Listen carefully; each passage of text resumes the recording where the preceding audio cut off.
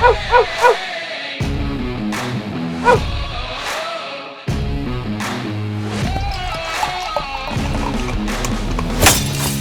going on, guys? UFC Vegas 45 recap and last event of the year for the UFC. We wanted to go out on a banger and unfortunately just couldn't do it. Last week our problem was we would have hedged out going into the main event with Charles Oliveira, but lost out the co-main event. Manny Nunez, who'd have saw that one coming? This week's, same thing. Like, we're rolling, it's hot fire, it's looking good. Just got to get through the co-main event, and we're going to take that hedge. We would have taken it last week. Charles would have won. Can't be disappointed. You hedge. This week, what a hedge. Wouldn't have mattered. I mean, Derek Lewis got the job done, but co-main event stubbed me twice. So unfortunately, it's not a nice happy recap where we absolutely crushed the bookie. It was very sad. Let's get right into things. Jordan Leavitt, Matt Sales right off the hop. Jordan Leavitt is the grappler. Matt Sales is the striker. Talked about it on the preview show, Dogger Pass. Yeah, don't mind Jordan Leavitt here. Don't care for it, obviously. It's like a lower end fight, but it's grappler versus striker. Why wouldn't you want the grappler? Unfortunately, I did switch the selection to Matt Sales after the weigh-ins. Thought about it a little bit more in the morning before I locked everything in. And what it came down to is that Sales is just a far better striker. He can wrestle a little bit, and as long as he just uses it defensively, he's going to chew up Leavitt standing. Leavitt had one good round his last time out, but after that, he just completely fell apart. He's very one-dimensional. Doesn't have great cardio. Just got too many red flags for him that I didn't end up pulling the trigger on him. So I go with Matt Sales in this opener, and just a bonehead game plan all around. Bad ring IQ. That's part of the problem when you're capping a fight, is that you go with what you think the person's capable of and what they should do, and that's not always the case. This was very much striker versus grappler, and why Matt Sales was agreeing to a clinch fight with him, I have no idea. I mean, he starts off pretty decent in the first round. Leavitt's throwing a couple decent kicks, but all around it seems like Matt Sales is the better striker. He's hitting the body pretty good. He stuffs the first takedown with absolute ease. Then the second takedown attempt, he goes for this guillotine choke. Now, it's just a standing guillotine choke. It's not like he's pulling guard on it or anything, but he's cranking this thing up over a much taller man here than Jordan Leavitt, who is a jiu-jitsu guy. All you're doing is burning your arms out and allowing him to clinch with you. And so this just creates a situation where now Leavitt's on him, now Leavitt gets a takedown, and now Matt Sales does a good job of working his way back up, but it's much of the same. He should have just cleared space, pushed him away, go back to striking. He was like willing to engage this wrestling battle with him, willing to clinch with him. And so he does the same shit the second time. And it looked like he did have a good bite on the second standing guillotine choke, but dog, what are you doing, man? Push away. Second round, they're both dead dog tired. I scored the first round for Leavitt. It wasn't like Sales was completely out of it. I thought, okay, surely he's going to go back to his corner, MMA Alliance, Eric Del Fiero. The boys are going to tell him the proper game plan. Just use your striking. Push away. Sprawl and brawl. That's the key here. No. He goes out there, he lands a couple decent strikes standing, and then he stuffs the first takedown, and then he himself shoots an offensive takedown. Takes Leavitt down. Leavitt goes with that inverted triangle choke, and I honestly think it wasn't the choke. I think it was the fatigue. It means that Matt Sales hasn't fought in 3 years. He's moving up a weight class. These are all reasons I should not have gone with him. It's just Leavitt looked so bad his last couple times out. You know, I got fooled into it. But again, Sales was just huffing and puffing. He was gassed. The thing was kind of on loose. It was holding him in place. He had nowhere to go, but it wasn't like a lot of pressure from the choke, and he just verbally submits. They showed it in the replay. He did tap with his hand as well, but, you know, he wanted out of there. So for Matt Sales now, you're 1-3 in the UFC. That would be the end of your contract. You've shown very little to none. And this is his first fight back in 3 years. I would just think it's pretty much done for Matt Sales at this point, even though he's not super old or anything. It's just, you know, you're probably going to have to find a second career here. And for Jordan Leavitt, listen, the train rolls on. Action man Chris Curtis's corner, maybe it could have saved me.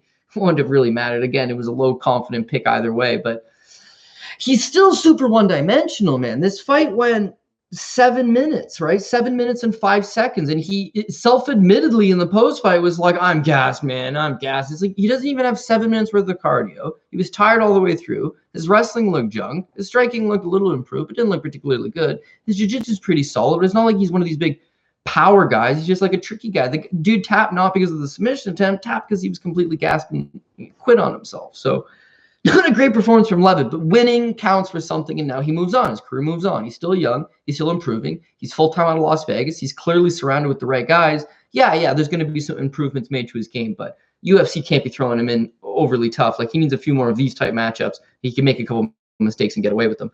Moving on, Dante Mays versus Josh Parisian. Probably should have had even more faith in Dante Mays, but it was a greasy heavyweight fight. So how much How much action did you really want? But Mays just seemed like he's the faster guy. He's the longer guy. If he stays to the outside, he's going to be able to use his jab. And Parisian's just kind of a slog, man. Like, there's nothing really good that he does. His jiu-jitsu is not very good. His wrestling's not very good. His striking is not very good. He's got a good chin on him. Duke can take a hell of a punch. But outside of that, just like he's very mediocre at best. And I was watching it with my brother, and he's like, well, what's this guy's story? Like, where'd he come from? It's like, well, he was on Contender Series 1, looked bad in doing so, so they put him on the Ultimate Fighter. He lost on the Ultimate Fighter, fanned out pretty good, and now he's come to the UFC, and he just doesn't got it. Like, he's just a body. He's just a warm body in there. Dante Mays making improvements, but what I didn't foresee coming was that Mays was just going to take him down and dominate him. I don't know, really didn't think it. Mays is this big, long striker. He does operate on the best from the outside. But again, one thing that I will fully admit I didn't really take in consideration, because they've been fighting so much in the Apex, was that they're fighting in the Apex. It's a small ass little cage, right? For a guy like Dante Mays, later some foreshadow for Stephen Wonderboy Thompson, there's not enough room to play that outside game where you're just going to dance around the outside for 15 minutes. Just probably not going to happen, right? You're going to have to engage this guy at some point. You've had better known how to grapple. Mays showed up with some decent grappling. He absolutely dominates the first 2 rounds, pillar to post. And even when Parisian got a little bit of momentum going, it looked like he was going to secure a takedown. Mays reverses. He ends up on top. Once he's on top, chopping little elbows, beating him. I'm pretty sure this thing's going to go the distance. We got a Dante Mays by decision ticket, which is plus 225. Things are looking good. And what, 90 seconds left in the fight. He crucifix him. Parisian wasn't quitting on himself. It's just they won't let you sit in a crucifix. Even if the elbows aren't hurting you, visually, a referee's not going to let you eat 30, 40 elbows to the face stuck in a crucifix. And you always see they're bucking and they're moving and they're trying to defend themselves. They just can't. So it's not a concussive, like, fight-ending blow, one of these elbows, but the accumulation of 30, 40, they're going to stop it every time. Unfortunately, burns up that ticket. Dante Mays is on the parlays, though, so we'll take it moving forward. Raquel Pennington versus Macy Chiasson. I initially thought Macy Chiasson would be like an underdog of the week. The fight up to 145. That's because she's taking on short notice. You never like that. But then she misses weight to that 145, comes out 147. And at this point, I just drop right down the list near the bottom. Don't have the faith there. Raquel Pennington, if she does show up, she's got some grit to her. She's got a good cage control game. She's going to bite down on her mouthpiece, come forward on you, and be aggressive. At her worst of times, she's just lethargic and looks disinterested. Kind of thinking that we'd get that version of her versus a Macy Chiasson that would just be, bigger and work her in the clinch and keep on coming. But yeah, the bad weight cut, the short notice aspect of the fight, that completely killed Chiasson. I mean, she had a decent first round, pretty competitive both ways. I think they both landed some decent shots. Takedown late in the first round for Chiasson, and all of a sudden it's like, okay, her striking is good enough to hang with Raquel Pennington, and she just secures an offensive takedown. That's a nice little path to victory here. Go out that, do that again in the second round, try to go up 2 rounds, see what happens. Second round, she just gassed out. She's absolutely tired. Raquel Pennington, she put a full camp in, and she showed up ready to dance. Like, she was in good shape. She was motivated. She wanted to win. She was gritty, as we thought that she could be at her best, and this was her at her best. She just kept coming forward, beating on her, eventually opens herself up for a submission victory. So this is like a throwback performance for Rocky Pennington, because realistically, like, she's kind of fallen into that gatekeeper status, and this was a legitimate win, and where she cardio looked on point. The skills, it is what it is. Like, she's still that robotic, herky-jerky, just aggressive, in-your-face fighter, kind of like a Lauren Murphy, but it's effective. It's effective if your opponent has weak cardio and you can break them, and that's exactly what happened to Macy Chiasson here. She had weak cardio. She got broke. When she got broke, she got submitted, and that was the end. So 1-2 start, not great. But again, Raquel Pennington's at the lower end of the parlay, so I don't mind losing a pick like that. It doesn't matter. I know people will hit me up and be like, man, I got parlay. Like, I get it. There's 13 fights on the card. You're not going to get them all right, but it's like, which ones do you really have no faith in? Didn't have faith in the Leave It Sales fight. Didn't have faith in Raquel Pennington Chiasson fight. They're lower on. You got to move on. We got Charles Jourdain here versus Andre Ewell. Again, Charles Jourdain moved him lower down. He's a 2-1 favorite, minus 200. The kid's flashy. The kid's entertaining. He just doesn't put enough of it together against these higher echelon guys. But yeah, I ended up going on with him because Andre Ewell moving up from 135 pounds to 145 pounds. Like, when you see him as a bantamweight, dude's 5'8". He's got this long 7 reach on him. He just beats the guys from the outside with a jab. But he doesn't have any key performances. He doesn't have any big moments where it was like, oh damn, he won that fight. Sure, he beat Renan Barão. Sure, he beat Jonathan Martinez. But they're always these squeaky split decisions where even in victory, it wasn't like he was all that impressive. He didn't really pull away with it. This fight with Charles Jourdain, it was kind of competitive in the first 3 or 4 minutes. And just the longer the thing would go, Andre Ewell is tiring. And in his case, it wasn't tiring like Macy Chase on a bad weight cut or anything like that. He's tiring naturally. It's a hell of a pace that Jourdain is going, and damage is starting to accumulate and take its toll. Those leg kicks from Jourdain were money all day long. And one thing when you'll notice about any Jourdain fight that you watch is that the kid's got like an iron shin. Like, I don't know if he doesn't feel it, but he just kicks. Like 80% of his offense is his kicking game, right? And against a lot of these guys that will figure it out, or don't have these like string bean long legs on them, they're not quite as effective. I don't know. You can work around it, right? In this case, Ewell couldn't work around it. His leg was on display the full time, and they just kept getting chopped. You could tell that he was obviously uncomfortable. Now he's not moving as much. Now that he's a stationary target, Jourdain's using the other 15% of his offense, which is punching combinations. Doesn't just throw necessarily one at a time. He'll come out there, he'll blitz you, and then he usually punctuates things with those kicks. So he just worked him all around and then eventually put him away. This is a classic good performance for Jourdain. Good by his standard, because he was still wild. He was still reckless. He got taken down at the end of the first round by Andre Ewell, so his takedown defense is still junk. There's still a lot of problems that he's going to have moving forward against a particular opponent, but against this opponent, it allowed him to shine one of these, put my foot on the gas and just throw a bunch of dynamic techniques until you eventually fall over type fights. He shined for him here. So yes, in hindsight, I should have had way more on Jourdain. I really should. This is good for him. On the other end, we're 2-2 now to start the night, so I'll just take it. I'm just happy we got the victory. Melissa Gatto versus Sijara Eubanks. On the previous show, we barely even talked about it at all. Paul actually accidentally glossed over it, and we touched on it at the end. It was like, Eubanks probably is the bigger, stronger fighter, moves forward, gets a takedown, stays on top. Again, this is part of the benefit of waiting for the weigh-ins. Doesn't always work, and I should have just done the same thing with Chase on. Miss weight, didn't look good. This is much of the same with Sijara Eubanks. When she was on the Ultimate Fighter at 125, death. Could not make the weight, and it took a lot out of her. She shaved her head, shaved her dreadlocks, just to try to make 125 pounds. Gets hospitalized the night before a title fight because of a bad weight cut. Like, 125 is not really for her. So she goes on this long, lengthy run at bantamweight where she's mediocre. She's a 50-50 fighter. She's capable of using that top game jiu-jitsu to get a victory, but she's also not the biggest, strongest fighter in the division anymore, and can take over. So now she decides, I want to go down to 125. She did make 125 her last fight against Elise Reed, but the fight ended so fast. Who knows if it goes a little bit longer. Reed doesn't got jiu-jitsu. Gatto does got jiu-jitsu.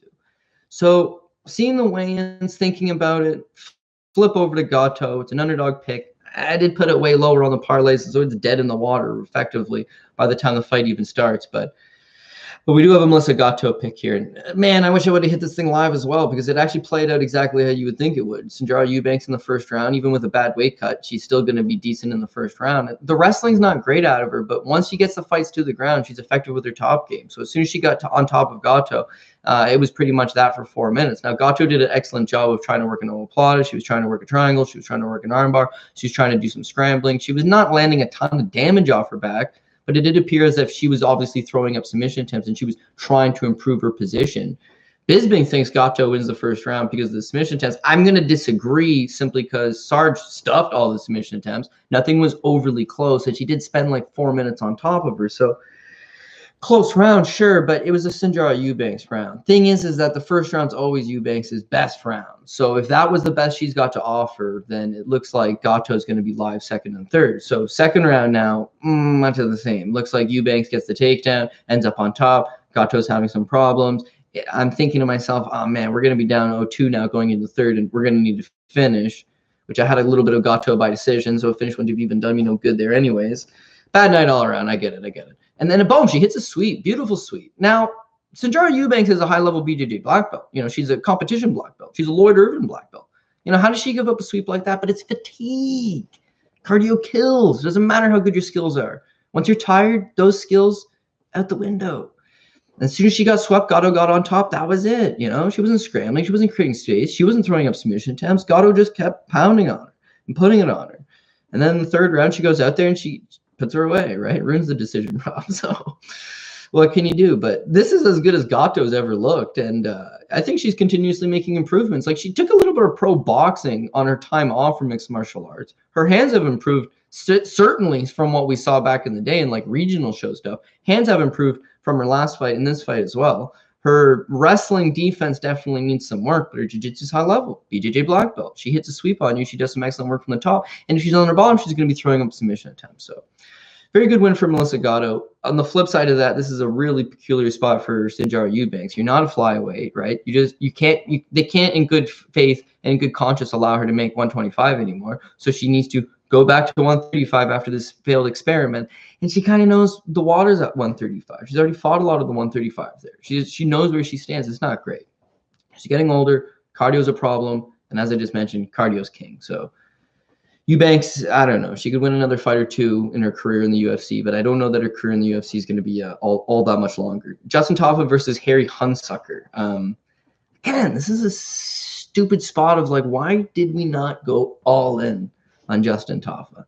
Like, I don't know. I don't know one single person that was betting Harry Hunsucker. At least not in like good conscience. Maybe as a joke. I don't know. Maybe as like a little sprinkle. Maybe you're at the bar or whatever. You got to bet with your buddy. But like, I don't know anybody that was like him like, oh man, this guy's got some good strength. He's got nothing. He's got nothing. And beyond that, he can't take a punch. And I'll admit, when he fought Jared Vanderaa on Contender Series, he surprised me. Holy shit, dude. He just bum rushed at Vanderaa, landed a couple decent punches. Looks like he's got some zip in his hands. But when he failed to knock Jared Vanderaa out in the first minute and a half, then he completely falls apart and gets knocked out. That's him. Ty, he didn't even get to bum rush Ty. Ty just knocked him out in 46 seconds. This fight with Tafa, he did bum rush him. He did the same thing. Came right at him. Landed a couple good shots. For a moment, you're just like, oh, shit. Good thing I didn't load up on Tafa. But this comes back to not just who can punch the other guy in the face. It's like who can take the punch in the face. Tafa's a big, tough Samoan guy. Yeah, I'm sure you could knock him out. We've seen him get knocked out. Jorgen De Castro. All the same, it's going to take a big shot. It's going to take a nice one. You can't just bum rush him, land a couple shots, put him away. He's going to hit you back. And that was a big difference here. I'll give him his credit here. Harry Hunsucker came to fight. But when he would hit Tafa, although it looked like it hurt, Tafa took it, returned fire. The first shot grazed Hunsucker, and he was wobbly.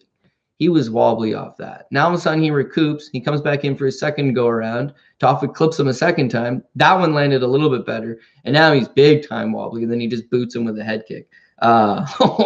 You know, when you're already wobbly, you're discombobulated, your hand's only half up anyways, and this big old Samoan lets that big old leg go lopside your head, it's obviously going to be all over. But Tafa looked, it's hard to say Tafa looked good. Tafa did not look good. Tafa was fighting Harry Hunsucker, who just happened to be real bad, right? So it's tough to say next time out, like, oh man, this guy's a knockout machine. He's got a great chin. Like, oh, he got hit by not a great striker. He did seemingly dig out wall. It wasn't like he just ate them and walked right through them. Like, they did certainly get his attention. And yeah, oh, sweet, what a finishing sequence with the head kick. It's like it was a couple grazing shots. It just so happened that the opponent was hurt right off that. So you got a guy from the Kentucky regional scene. Harry Hunsucker's got 7 pro wins, never beaten a guy with a winning record. Like, that's kind of suspect on its own. 5 losses, all 5 of them, I'm pretty sure all by knockout, all in the first round. Just not this level. And I think now that he's got an 0-2 start in the UFC and he was 0-1 on the Contender Series, like, I don't see him getting another fight in the UFC. I don't see him fulfilling his 4-fight deal that he signed. Tafa, meanwhile, yeah, he moves forward. I don't know how impressive that really was. It's a good highlight reel, but what do you take away from it? Gerald Meerschaert versus Dustin Stolfutz. We're big up here on Gerald Meerschaert. He ends up going off. Once Rodney Barcelos got canceled, Meerschaert slides into our third most confident guy in the card. And I was a little bit nervous that the line never moved because, again, this is another spot where most people were betting Gerald Meerschaert, but 240 seemed like a generous enough price tag considering some of the other prices on the card, and it never moved one bit. So he's got the experience edge. I mean, the guy's got like 40 professional fights. I think he's got 48 professional fights or something ridiculous. Tons of experience, tons of UFC experience. Got like the most submission wins and in the division. Like, hey, there's something to like here about him. Flip side of that, Stolfutz is 0-2 in the UFC. You know, he's not shown us anything. His wrestling is not very good. His jiu-jitsu not bad, but not great. His striking, again, much of the same. Not good, not great. Like, how could you pick this guy? Man, first round. He's lucky he's got a decent chin at least, because he almost became the quickest knockout victim in UFC history. Like, the fight starts, Gerald Meerschaert walks through and puts a 1-2 straight down the pipe, and they both land clean on the pipe, like 2 seconds into the fight. Stolfutz takes them. I felt in my heart that Gerald Meerschaert was getting the better of the striking exchanges. Gerald Meerschaert shoots the takedown, ends up on top at this point. I mean, it's pretty easy money. It looks like he's rinse and repeat. It looks like we're going to have a smooth day at the office, and then he gets a little bit bold trying to go for submission attempts. You're going for the submission before you fully have these positions set down. Stolfus reverses, ends up on top. And that's where we've got a problem, is that Jared Mearshart is not doing much off his back. He's opting to go close guard. He's going close guard, and he's not really throwing up any in order to throw up an armbar, in order to throw up a triangle, you can't have close guard, right? You got to open up your ankles. You got to create some movement. You got to move your hips. And so when you do that, that's when it allows your opponent to pass. Mearshart didn't want him to pass, so he just closed guarded on him. So now he's essentially pulling like a Dustin Poirier from last week. And you're not offensively trying to get back up. You're not trying to make something happen. And so I don't know how you score that round. In my mind, I thought Mearshart landed the better strike standing. He's the one that got the takedown. He spent 2 minutes on top, and then he gets reversed. Stolfus doesn't do a ton. Doesn't do bad. The commentators all seem to believe Jared Mearshart. Internet seems to believe it was Jared Mearshart. I kind of felt it wasn't the worst.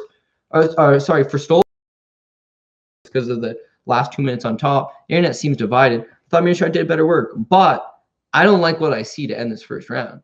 Second round, ooh, he's tired. He's gassed. Like he's done in here. The first round, he was going in the offensive takedown. He was striking. Second round, he's not striking. His hands are low. He's barely getting out of the way of these Stolfus strikes, and then Stolfus takes him down again. Like, if you used to get if you're in Vegas, you get the betting slip, back in the day, you get a betting slip, like, you'd tear the betting slip up. Like, we're hurting here, man. He does nothing for the entirety of the second round. He just, again, he's surviving off his back. He's not even trying to get back up. And then, like, the few times that he even thinks about getting back up, he just immediately gets shut down and neutralized. This is a bad spot for him. It's going into the third round. And Big Daddy Duke Rufus, who I would never trust to give good advice, gives him some excellent advice. And he's just like, man, well, I don't know how good of advice was, but it was the right advice. Get up. Maybe won the first round, but you need to finish here. He says, you need to finish here, but don't worry. Don't make that make you nervous. You've been here before. Like, talk about some pretty sound advice, bro. Guy's a 48-fight MMA veteran. Guy has a ton of these late finishes. He's persevered in fights before. He's gotten tired, but his opponent's gotten tired. Now it's a who wants it more. Jeremy Mearshart wants it more. His problem is he's got a weak chin. He's got weak takedown defense. It's already been exploited, the takedown defense, but his chin's fine. You've already taken his best punches. Put some pressure on him. And that's what he does, man. He got taken down, but in the first round, he's not even trying to get back up. In the second round, he's not even trying to get back up. In the third round, he's dead dog tired, but he wants it, and he gets back up. Gets taken down again. Gets back up. And then all that just exhausted Stolfus. When Stolfus got tired, then it was like Mearshart started to sense, oh man, he's more tired than I am. That was a confidence boost. So obviously he ends up on top. And then as soon as Mearshart ended up on top, you just felt it was the beginning of the end. I mean, he was going to ground and pound him a little bit to open up that back take. And once Jared Mearshart's on your back and you're tired, especially, just a real bad spot to be in. So he put the hooks in. He took his back. I was screaming at this point for Mearshart to get that finish just because I don't know how they scored the first round, right? So if he doesn't finish in this round, we lose. But thankfully, I mean, he uses some of that veteran craftyship, saves the ticket, right? So it could have been a bad night right then and there. But thankfully, Jared Mearshart kept the war wagon rolling, man. And I don't know how much I would bet this guy moving forward because he's like very untrustworthy. Got the job done here, my God. But like, it wasn't a walk in the park. It was very, very greasy at best. Dustin Stolfus, he's 0-3 in the UFC no more. And he come on, man. You gassed out in a fight you were winning and you did it to yourself. Like, unfortunately, likely the end of the road. Flip side to that, like, Jared Mearshart continues to set records, but like, he's not a contender. I don't think he can fight contenders. I think he can fight these guys that are low end in the UFC and have a fun fight, maybe win a way, entertain the crowd, certainly.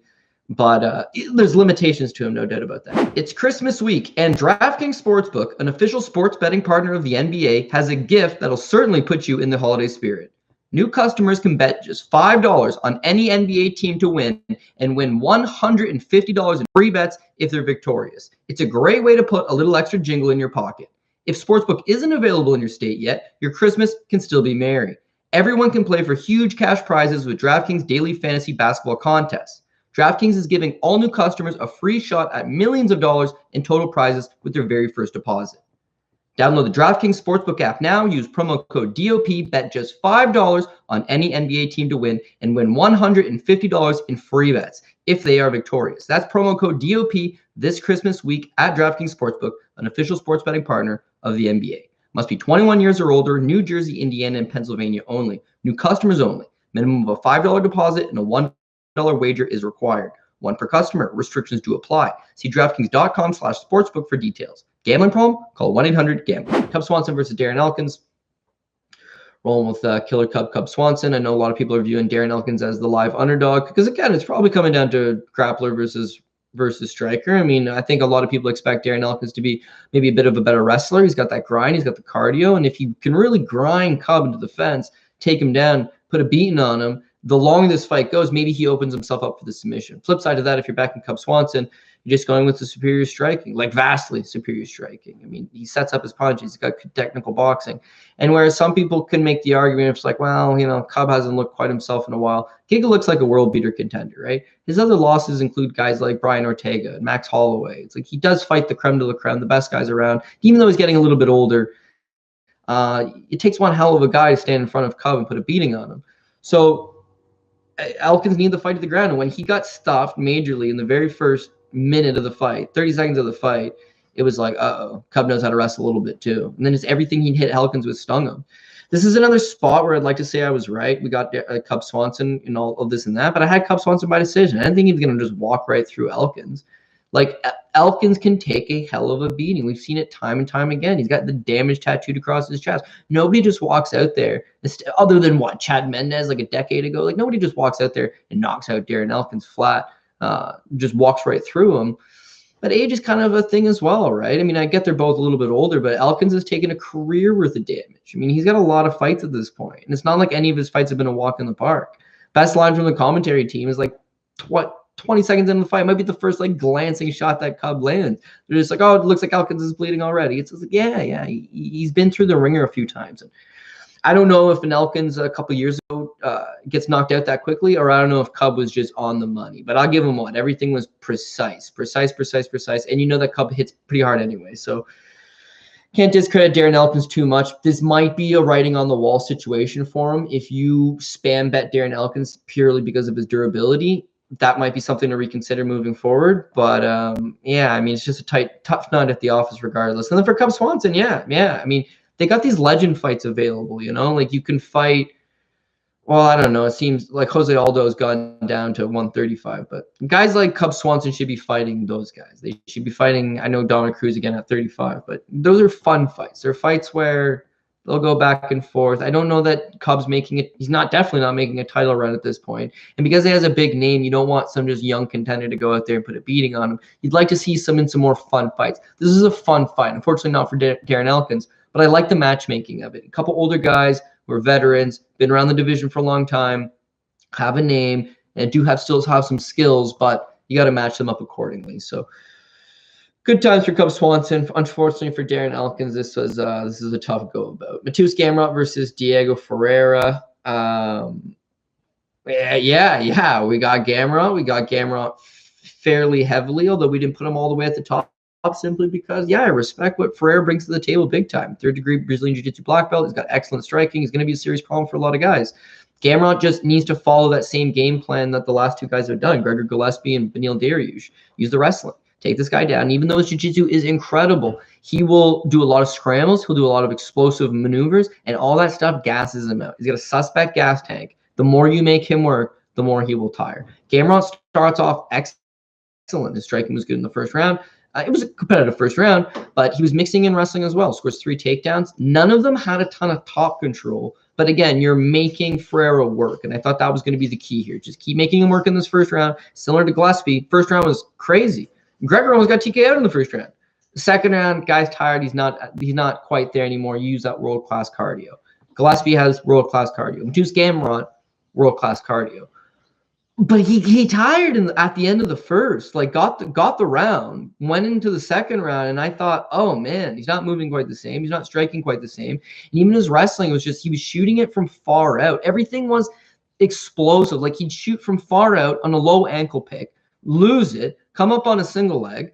He'd limp leg out of the single leg. He'd shoot back down on a low ankle again. It was like, holy shit, man. I know you're chain wrestling, but like this is taxing on the body. And it looked like it was a lot more taxing on Gamrot. I've watched this guy fight for a long time, man. Cardio is his thing. Even if you look at the Gurum Kudalit's fight, his only career loss in his UFC debut, the third round, he's coming on like a tank engine. You know, he's only getting better and better. The slow start is what costs him.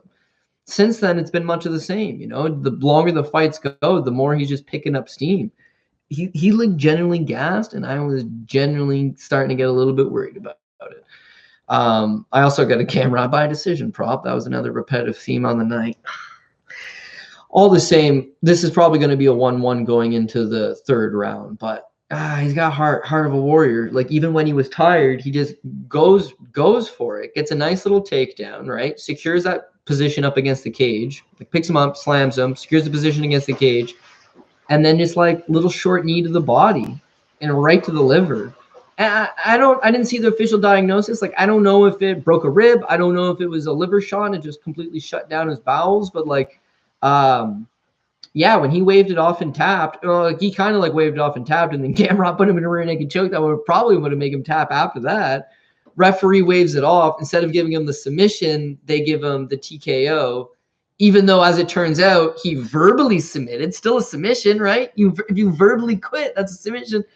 Don't matter. They rule it as a TKO, and yeah, I lose my decision regardless. I wouldn't say freak accident. It wasn't like he for sure broke a rib. It wasn't like he had an injury. It wasn't like he hurt his knee or anything like that. I think it was just like a well-placed knee to the body, like perfect, right on the money. You don't see it very often. It's probably a low likelihood of occurring, but it happened. I think that's kind of what went down. So parlays live on. Parlays move forward, but shit, goddamn it, Tooth Gamrot could have got him by decision at a pretty decent price as well. And I don't know, beautiful strike. So where does he move forward from here? He's a contender. The guy's legit. I mean, he's 20-1. He's got a good skill set. He is built for 5-round fights. He's a former KSW champion. He's used to these longer fights. But yeah, I don't know, man. Like, I don't really know what happened in that second round. He went balls to the walls, gassed himself out, and then dug deep and happened to get a win in the second round. So you can't take too much away from him. But yeah, I don't know. Gamrot, my boy. I'm firm sticking by him. But it wasn't like it was a clear-cut, flawless victory is all I'm going to say. And for Diego Ferreira, this is a tough beat because clearly he's skilled. Clearly the guy, great striking, great jiu-jitsu, solid wrestling, and cardio was the one thing that was a bit of a question mark, and he looked like he came in good shape. It looked like his cardio wasn't the thing that was laying him up, but something happened to him. I'm not saying he quit. It was probably just like a nasty knee to the body, or maybe it was some type of injury that I just don't know about, but yeah, that's going to set you back. He's not a contender anymore, certainly. Ricky Simón versus Rafael Assunção. Ricky Simón ends up bumping to top ticket when Ronnie Barcelos got canceled. Just a younger man. It's not like anything against Rafael Assunção. I think him at his best could have definitely posed some problems to Ricky Simón. It's just he's 39 years old. And he hasn't fought in a couple of years. And he's had like a bunch of massive injuries. You know, shattered his ankle, had to rehab it. Not reconstructive surgery, but major surgery to repair it. You know, he's pulled out of his last 2 fights. Again, he's taken a few years off, and he's coming back through all of that at 39. Now, if you're a heavyweight, if you're a light heavyweight, you're a big guy, you could seemingly get away with fighting older and coming off the shelf just because they're not quite as fast. Tommy's not quite as there. But at these lower weight classes, speed kills. You're not just jumping off the shelf as a 39-year-old man with a new ankle and jumping in there. It's just not going to happen. Ricky Simón's got the pressure. He's got the grind. He's got good cardio. He's got excellent wrestling. And his striking's actually coming a long way. I'm not sold on his chin quite yet. And not just because of the Uriah Faber fight, but he does leave it up in the air, and he has been chin-checked a few times. But Assunção just didn't have that for him. He wasn't even trying to punch him in the face. He was backing up. He was using low leg kicks. And he was just kind of having a slow, methodical approach, hoping for the type of close decision that you might be able to win, landing 45 significant strikes. That's not going to happen against Simón. Simón's going to be coming after you. He's going to be throwing what he can, but beyond that, he's going to score the takedown. Takedowns will be the difference maker.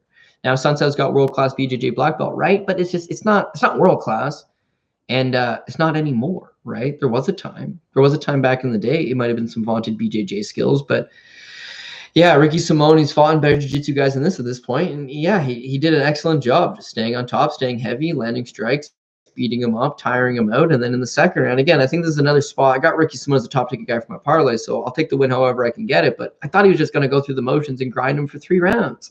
I love me my decisions, love me my overs. This was a violent card where these decisions just simply did not go my way, which is another element to a bad night. But yeah, I mean, Ricky, we knew Ricky was going to go out there and put a beating on him. I just didn't think Ricky was going to go there, put a beating on him, and knock him absolutely unconscious. But it's a tale of the times. It's a tale of the times, right? Would have that happened to a Sun Tzu years ago? Probably not. Is that the new reality for him? Unfortunately, yes.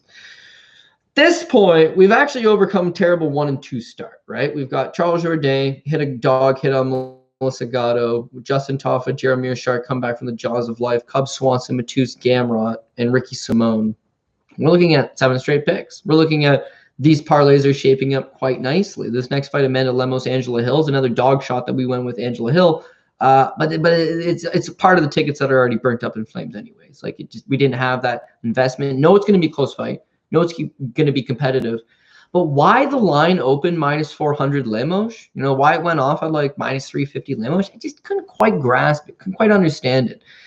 Simply because she hasn't really done much in the UFC. She's won a couple fights over lower level challengers. And even then, now you're taking on Angela Hill. She's fought all the best. She's fought in 5-round fights. She's going to have the better volume. She's going to have some pretty good striking. She's going to be competitive with you. Lemos could mix in some wrestling, but we haven't really seen it much. We haven't seen any of it, to be frank, in far as her UFC run. We've just seen her strike. So if this is just going to be striker versus striker, and I think everybody assumes this fight's going to go 15 minutes, it's going to go to decision, right? It's going to be a close cut, close decision, competitive decision. Why would you want a minus 350 favorite, right? It makes no sense. So we went with Angela Hill. And first round, it looks like Amanda Lemos' bill as advertised. A hell of a knockdown, man. I mean, right through the middle, clips her, drops her. I thought she was in big time trouble. Lemos falls her to the ground. She's landing some decent ground and pound, but you can see Angela Hill's with it. You know, you can see she's recovering. She's trying to re-guard. She's trying to get her, you know, her senses back to her. And then she does take quite a little bit of damage there. Probably for like a minute or two afterwards. This thing is going one-way traffic towards the 10-8 round so far for Amanda Lemos. But Angela Hill gets back up. And then I thought she did excellent work the last 2 minutes. I mean, she clipped Lemos. She didn't drop her, but she definitely staggered her. She got a couple good strikes in. It looks like she cleared the cobwebs.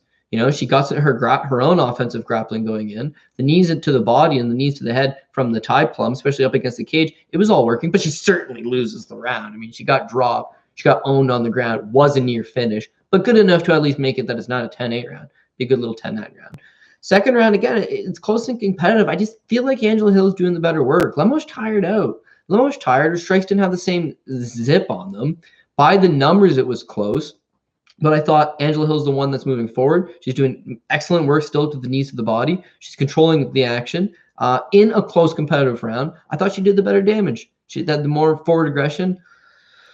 All shit. I don't know how they score fights. I really don't. But it's just all shit that I would think that you would give for the second round, right? So we got a 1-1. You know this is a close fight. You know this is a competitive fight. I don't know how many judges sit there and think, oh, damn, this thing's close. This thing's close. It's 2-0 for the Brazilian. Like, no, this thing's close. This thing's close. It's a 1-1. And it's going to come down to the third and the who wants it more. That's what I thought it was coming down to. The third and the who wants it more.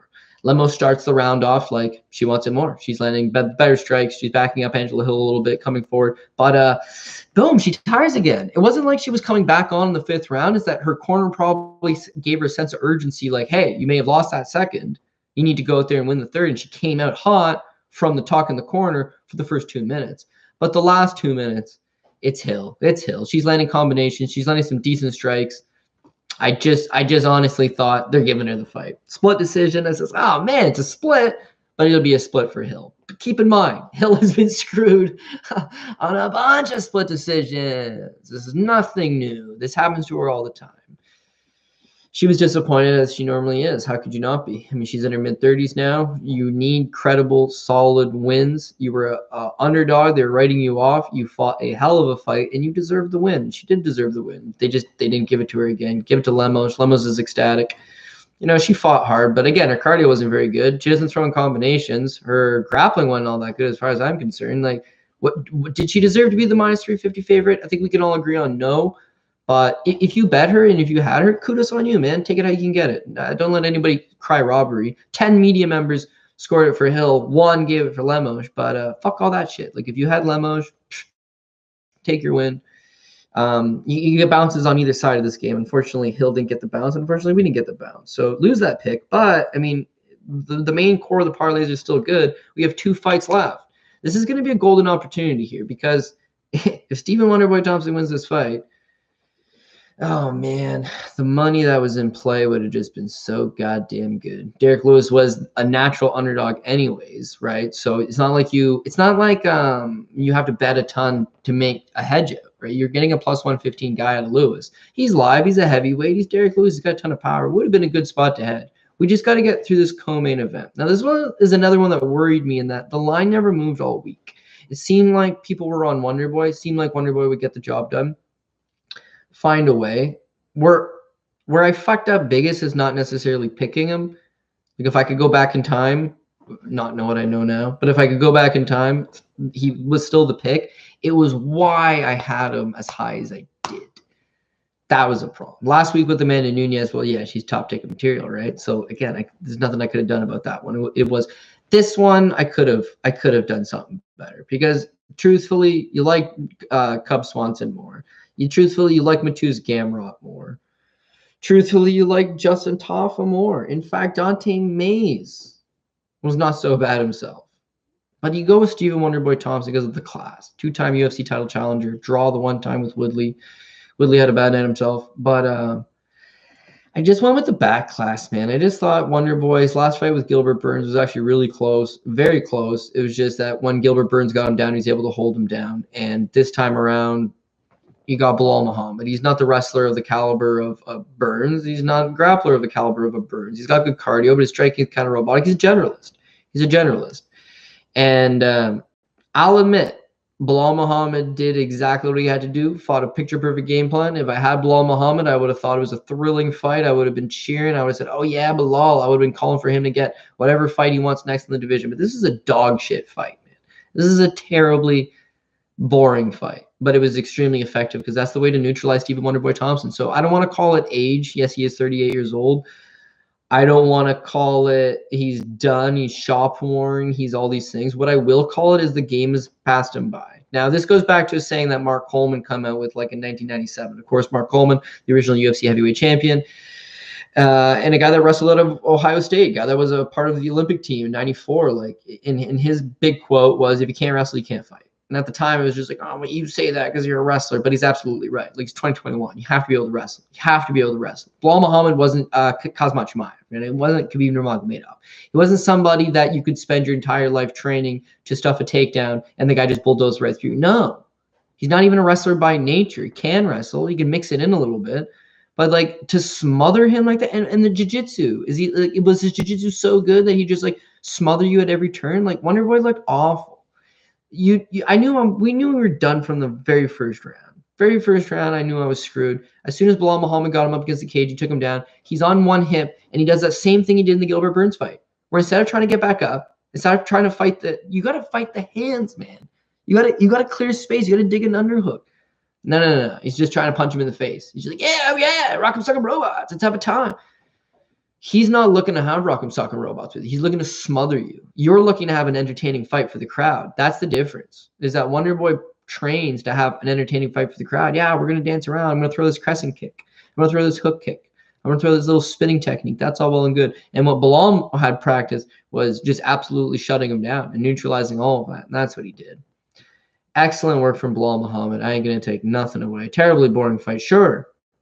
Excellent job. High ring IQ. Good stuff. Don't know where his ceiling is in the division. And I wouldn't blame anybody in the division not wanting to fight him. Not because he's just this smothering game, but like he has no name in the division and he's not entertaining. So what do you get from fighting him? Probably not. If you beat him, great. You're supposed to. Wonderboy beats him. It wasn't going to do Wonderboy any good. You lose to him. It's like you're done. And that's the feeling with Wonderboy.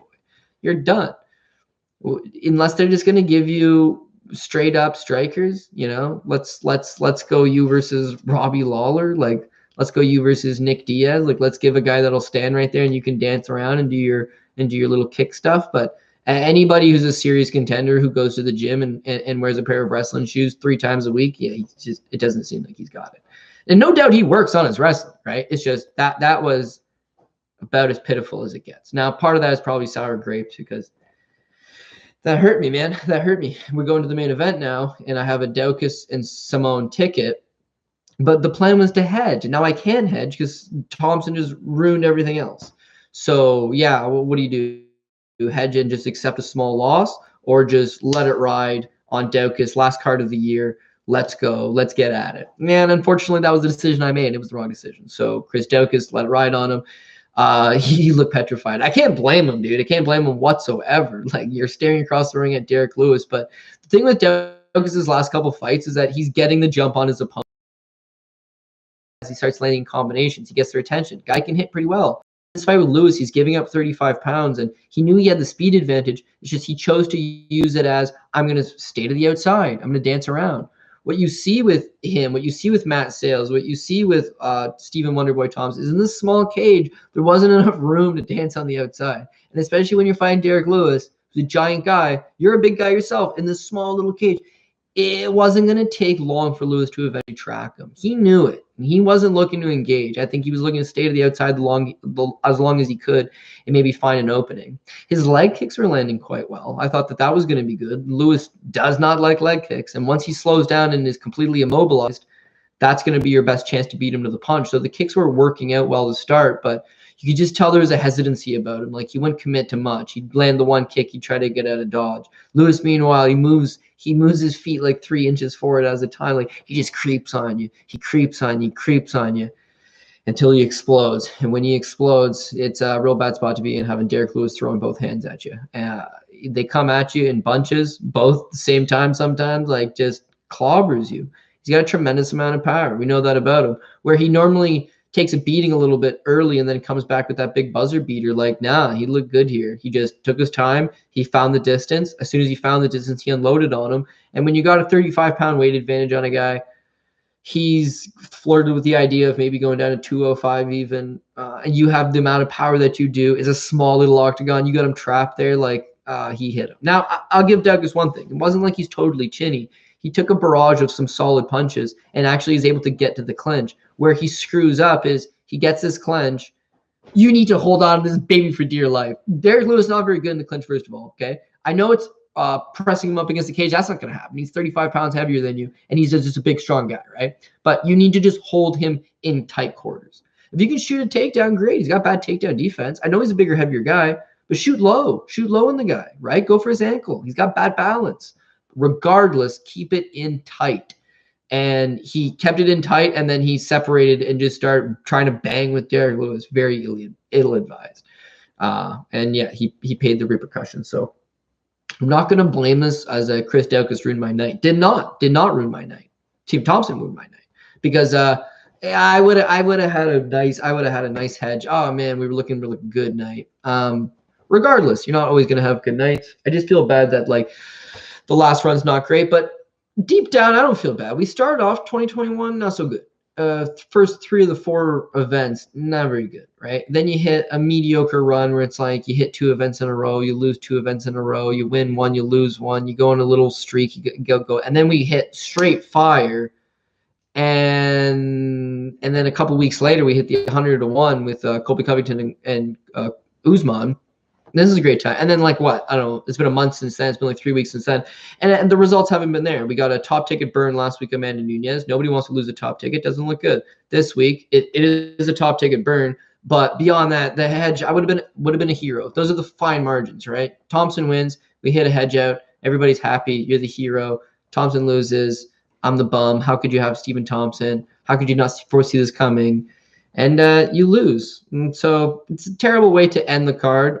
0-2. You lose your co-main. You lose your main. Your props are absolutely atrocious.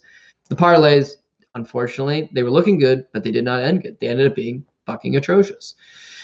Yeah, not good, right? Not a good look. But I had a 1 ticket. It was a $6 bet to win $2,600, right? And unfortunately, Stephen Thompson ruined the ticket. However, that's my style. That's my style. You don't have to bet $100, $200, $300, $400, $500, lose. You're just betting these wide out $6 tickets. We narrowly missed it.